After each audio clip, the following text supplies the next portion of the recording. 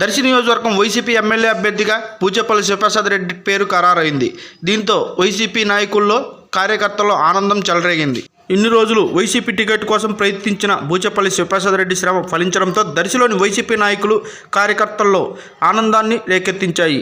దీంతో పూచేపల్లి అభిమానుల్లో ఆనందాలు అంబరాన్ని అంటాయి. ఇన్ని రోజులు టికెట్ కోసం ఎదురు చూసిన పూచేపల్లి పేరు ఒక్కసారిగా సీఎం జగన్ ప్రకటించడంతో పూచేపల్లి ఆనందంలో మునిగిపోయారు.